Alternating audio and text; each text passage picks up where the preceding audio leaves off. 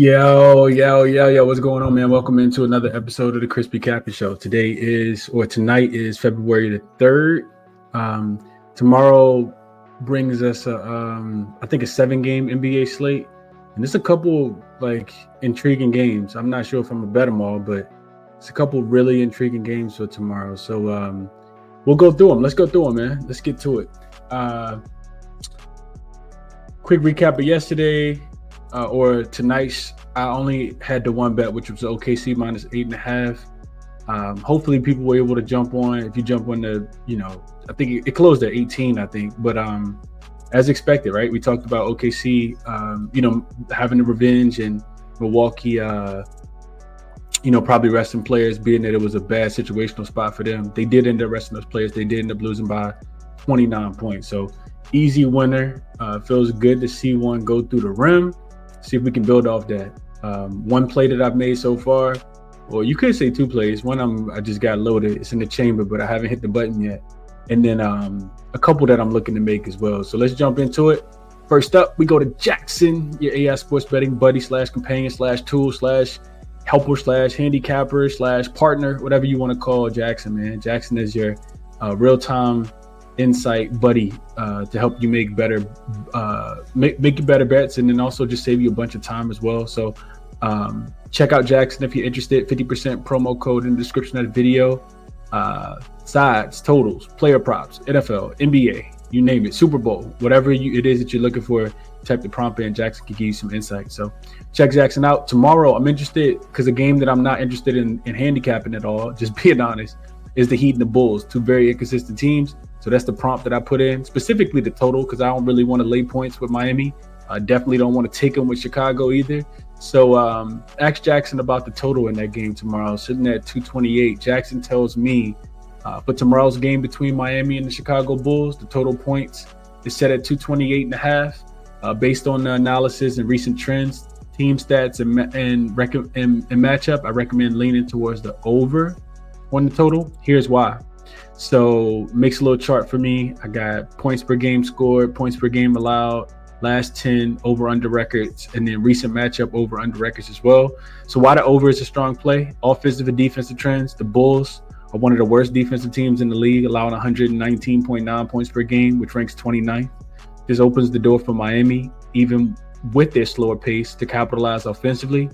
Miami has been more efficient offensively in recent games, scoring 125 points versus Orlando and 128 versus the San Antonio Spurs in 2 of their last 4 games. Recent matchup, the last 4 meetings between these 2 teams have gone 3-1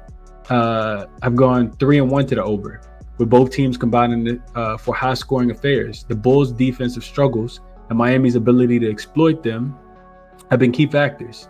Then you got player impacts. Tyler Hero leads the Heat with 23.8 points per game, and his scoring ability will be crucial against Chicago's weak perimeter defense. The Bulls, despite trading Zach LaVine, still has offensive contributors like Nikola Vucevic, who averages 19.9 points per game and 10.5 boards per game. His inside presence could challenge Miami's defense. Pace and shooting. Chicago ranks 7th in points scored per game and shoots 37% from the 3-point line, which is 9th in the league. Miami, while slow pace, shoots 36.5% from 3, ranking 12th. Both teams have the potential to light it up from deep. Betting trends: the Heat 6-4 to the over last 10, while the Bulls are 4-6. However, the Bulls' defensive issues and Miami's recent uptick suggest this game could trend towards the over. So recommendation: jaXon says over. Reasoning: the combination of the Bulls' poor defense, Miami's recent offensive efficiency, and the high-scoring nature of the recent matchups makes the over a strong play. While Miami's defense is solid, the Bulls' pace and scoring ability should push the game into a higher total. So yeah, jaXon likes the over for tomorrow. Check jaXon out. Like I said, there is a link in the description of the video for anybody looking to check out jaXon. All right, let's get into it for tomorrow, man. First up, we got the Boston Celtics. They will be in Cleveland. Getting 2 points. Not sure what this line opened at. I know I saw some 1.5s out there, but I'm guessing that it opened at 2. The total is trending upwards though. This opened, I think 235. I see 235.5s, 236 right now. I see just 236. I see a 236.5 as well. So It is trending a little bit more towards the over. I always get scared of these totals. I lean over, but I always get kind of scared of these totals. So let's jump into the matchup, man. We got Isaac Okoro already out. Isaac Okoro already out for the Cavs. Also, Dean Wade will not be playing in this game. And then Peyton Pritchard on the opposite side for the Boston Celtics has been taken off the injury report. So Boston should be at full strength here, and just a couple guys out for the Cleveland Cavaliers. I did look into, Isaac Okoro, well, not Isaac Okoro specifically, but Dean Wade not being on the floor, because I always think about Dean Wade as being a primetime performer, especially somebody that can play defense. But the advanced numbers show that they're about the same with Dean Wade on and off the floor. Now, Isaac Okoro, I think, is going to be needed because he's a defensive presence. Probably their best, perimeter defender. I kind of feel like he's going to be needed tomorrow. They haven't really needed him late because, the Cleveland Cavaliers is just a well-oiled machine if you watch them play. So getting into the matchup, this will be the third one of the season. Boston did win the first one by 3 as a 6.5 point dog. I think I had 4 in that game, and it was a meaningless 3-pointer that was shot at the end. Killed my ticket. Cleveland did get their revenge in the next one. When they were at home, they beat the Celtics as 1.5 point favorites, 115 to 111. So the totals are also 1-1 to the over. One's gone over, one's gone under. The last one was set at 228, and it went over. And this total is a lot higher. So maybe the books are leaning towards points being scored here, and it's already up on the move. Going back to last year's playoffs, Cleveland has actually matched up really, really well against Boston. I said they've covered both games so far this season, and they won one. They've actually covered 5 of the last 6 if you go back to some of those playoff games last season, and they were hurting those games. So situationally, you look at the Boston Celtics. I don't like the spot for the Celtics here. This is the last of I think it's 2 or 3 game road trip for them. They are on a 3-game winning streak, but they used a lot of energy in that game on Philly to come back. They kind of came out, played with their food in the first half. And that's when you typically see that stuff start to bite you in the butt on the back end. At least in my opinion, that's when it comes back to kind of bite you, when you start playing around with your food. And that's what we saw with Boston. They let Philly get up by 26 points on Sunday, and then they have to storm back and win that game. And that's exerting a lot of energy, in my opinion. Now on the Cavs side, they won 4 straight. They've covered all 4. This is the 3rd straight home game for them, so no travel at all. It already sets up situationally better. It's first leg of a back-to-back. They play in Detroit tomorrow. I'm pretty sure they got this game circled. This is a TNT game. You look at what they just did. They beat the Dallas Mavericks, a disarrayed Dallas Maverick team by 43 points. None of the starters played more than 23 minutes. So you got the Celtics coming off a game where, their starters played heavy minutes, having to come back from down 26. And the Cavs team that's at the crib, no traveling at all, and no starter played 24 minutes. None of them. Don't like that at all. That was the largest comeback of the NBA season so far. Well, tied the largest comeback of the NBA season so far.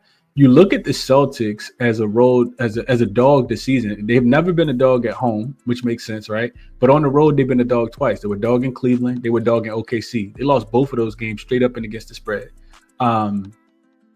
And they also 2-0 to the under in those spots.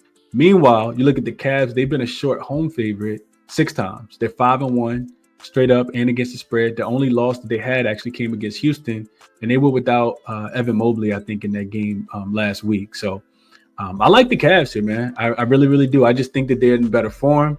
They're the number 1 rated offensive team over the full season in the last 5 games. They don't turn the ball over. Second in turnover rate. They're shooting the 3 really, really well right now. Last 5 games, they're 5th in frequency, 2nd in accuracy. And for whatever reason, Boston's struggling guarding the defense, struggling to guard the 3-point line. They're allowing opponents to shoot.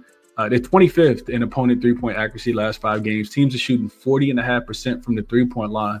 We know both of these teams just really want to jack up a bunch of threes. And I think that they're going to fall. I do like the over. 235.5, 236 is a little rich for my blood, but I think that this game goes up and over.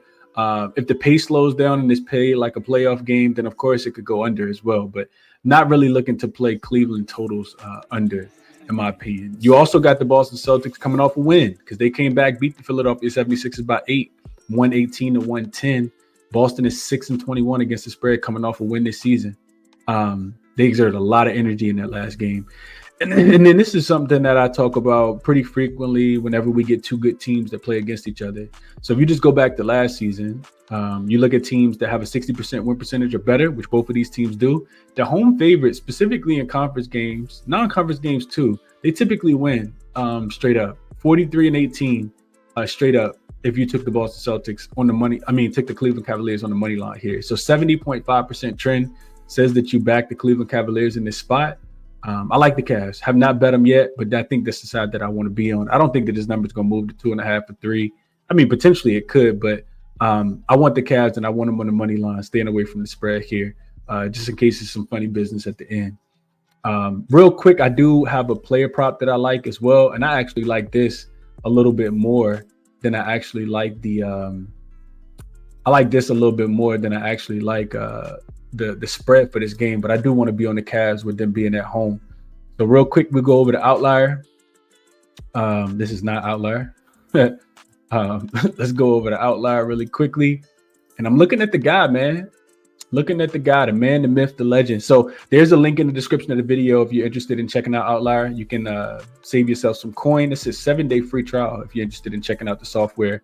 You can use it to handicap player prop sides, totals as well. It just gives you a nice little, some data, a lot of team ranking stuff, team ranking categories that you can look at as well. So this is Donovan Mitchell points prop, right? We see it listed right here at 24.5. It says it's minus 120, but it's minus 110 right now at the recording of this video. I actually see a minus 105 if you got access to Hard Rock. So Donovan Mitchell up and over his points prop. You can see that he stayed up under the number majority of the season, 43 points, 43%, right? But what I'm looking at is I know Donovan Mitchell always plays the Boston Celtics really, really tough, right? So if you look at his head-to-head matchup, you can see that Donovan Mitchell is, right? Let's just look at it this season. So head-to-head, well, actually, just go back, right? You can see that he's been crushing the number. The head-to-head matchup, he's played against him twice this season, 35 points in both of the games that he's played against them so far this season. For whatever reason, like I say, he likes to play against his team. He also attempted, you come down here, you can look at his field goal attempts, 21 and 29 field goal attempts. Now, why is that important? Because typically the Cavaliers are blowing teams out. This is the way I think about it. The Cavaliers are blowing teams out, right? So you look at Donovan Mitchell on the full season, he's only averaging about 18.4 shot attempts. You can see that right here under field goal attempts, right? But if you filter Donovan Mitchell games to where he shot at least 21 shot attempts, if he shot the ball 21 times or more, he scored 25 points, which is what he needs in 13 of his 17 games. So going over in about 76.5%, he averages 30 when he shoots the ball 21 times. 34 against the Heat recently, 33 against the Rockets recently, 37 against the 76ers recently in his last 3 times that he shot the ball at least 21 times. And like I said, it's a very, very, this is what you're looking for if you're looking for hit rates with a player playing against a specific team. So I like Donovan Mitchell up and over his points prop, maybe even more than I like the spread, but I'm probably going to be on both. Not sure how I'm going to play it as far as unit-wise go, but probably going to be on both. And this is the game that I like the most, so it's the one that I talked about the most as well. But yeah, like Donovan Mitchell. Up and over 24.5 points. And I like the Cleveland Cavaliers tomorrow. Next game, Dallas Mavericks and the Philadelphia 76ers. I actually don't even want to touch this game. We won't touch on it too much. I will say that Max Christie is set to make his debut. AD is listed as out, still struggling with the abdominal injury. He is with the team now, though. Did see a little video that he put together with Max Christie. PJ Washington and all of the Dallas Mavericks are supposed to be in that weren't traded and that missed the game on Sunday against the Cleveland Cavaliers. PJ Washington, Daniel Gafford, Kyrie, all off the injury report. Now on the 76ers side, and this is one of the reasons why I don't really want to cap the game. Embiid is questionable. He hasn't played a game in who knows how long. Paul George has already been ruled out, and Caleb Martin is also listed as questionable in this game. So they could get Embiid back. I mean, if they get Embiid back, I guess that's an advantage. I'm not sure. I kind of want to fade the 76ers with Embiid in this first game back.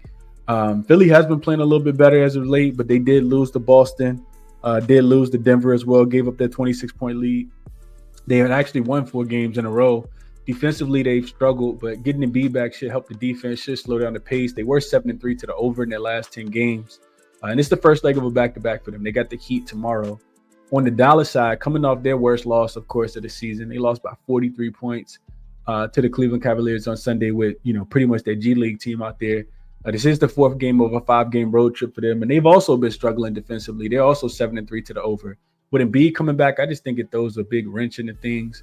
I can see Dallas coming in here and stealing one, trying to get themselves back together. But Philly's going to be tough at the crib, and I really just don't want to, if Embiid does play, maybe I'll potentially fade the 76ers because I do expect the line to kind of keep moving in their favor.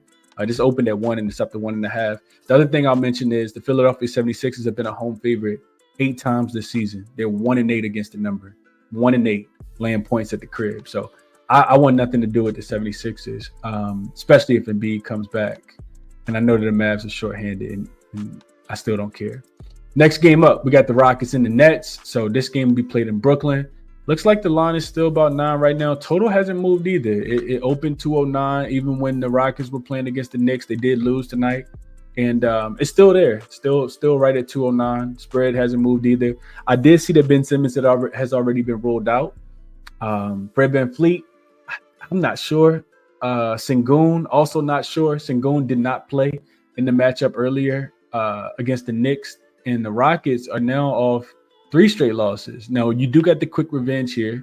And maybe they was resting, Fred VanVleet and Sengun tonight so that they could play tomorrow because they want to beat the Nets more than they want to beat the Knicks. I have a hard time believing that because I feel like everybody wants to get up when they play in the Garden. Just the aura, the mecca of basketball. But neither here nor there. Rockets just lost to this Nets team. They were laying 12.5 points as a home favorite and got absolutely mollywopped. They lost the game by double digits. These two teams play for whatever reason. It's always an under game. The last game stayed under the 209 total. The totals are 8-2 to the under in the last 10 as well. So, Brooklyn doesn't want to win. I don't expect them to win tomorrow. This is a team that's trying to tank, and they have won back-to-back games against Charlotte and Houston, of course. 6 straight unders for them as well. They're 8-2 to the under in their last 10 games. This is the first leg of a back-to-back for them as well. They got the Wizards coming to town tomorrow. And a couple things that kind of do stick out to the under. I know it's a super low total, and I want to see who's going to play before I pull the trigger.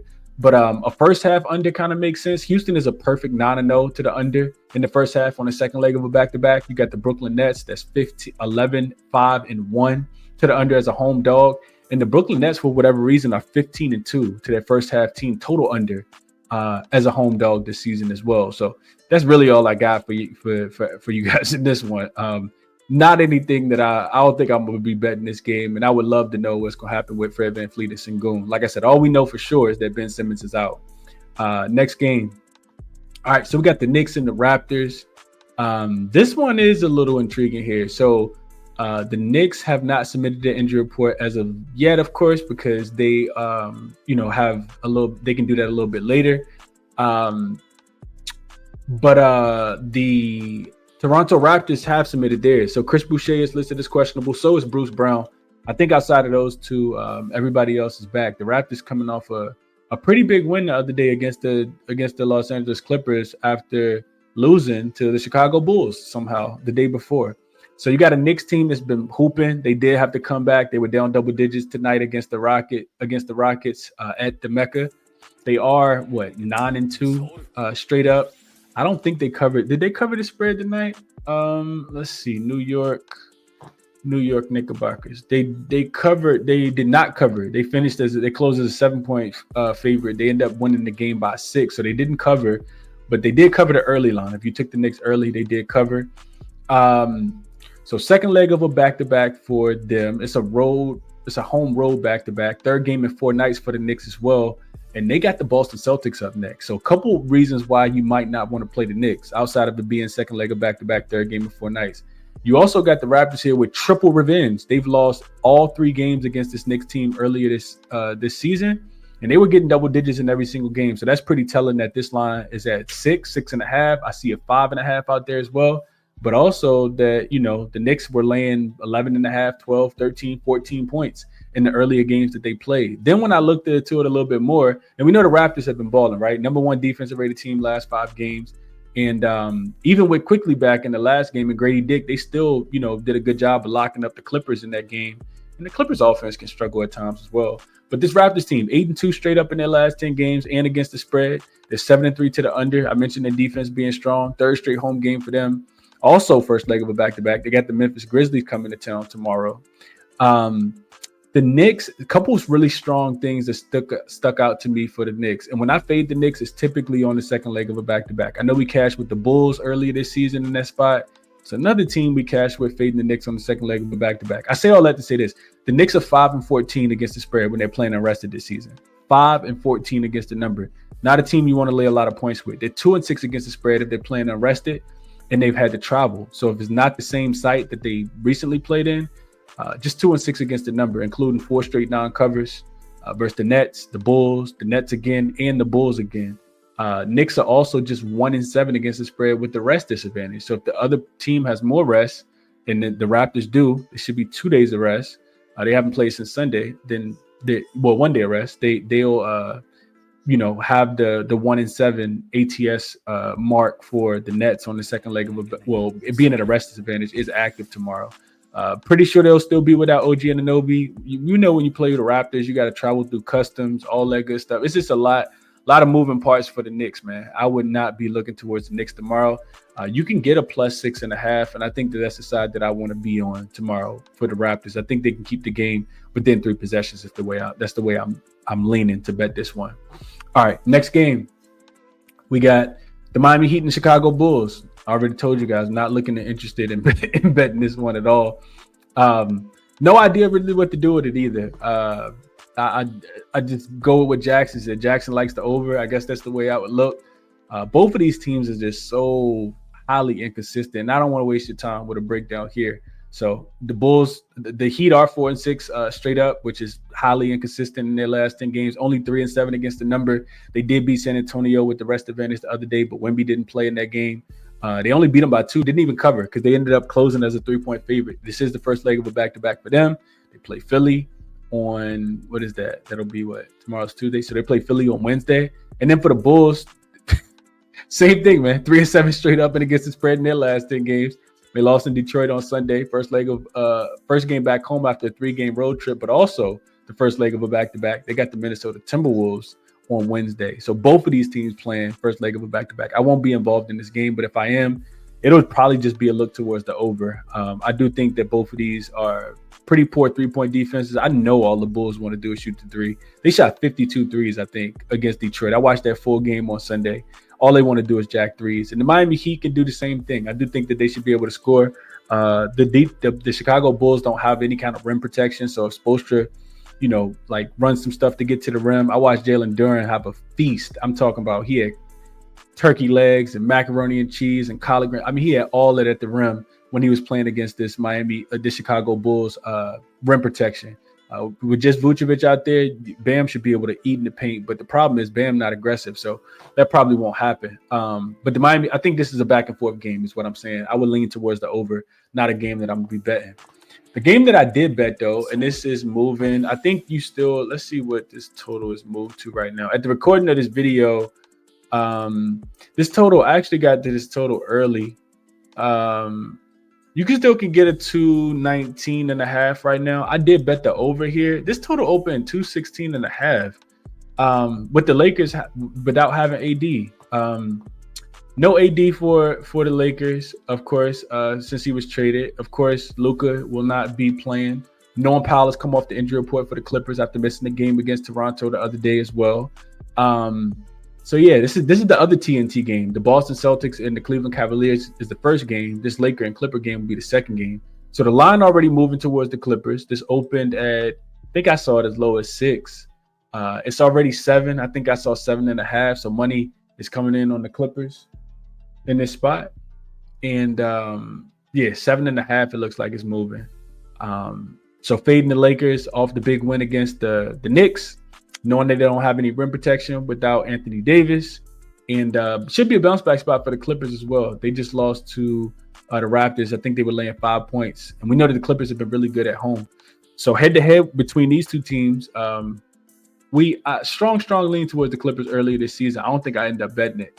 But they were laying 4.5 points as a home favorite. They beat the Lakers 116-102. That game did go over to 217.5.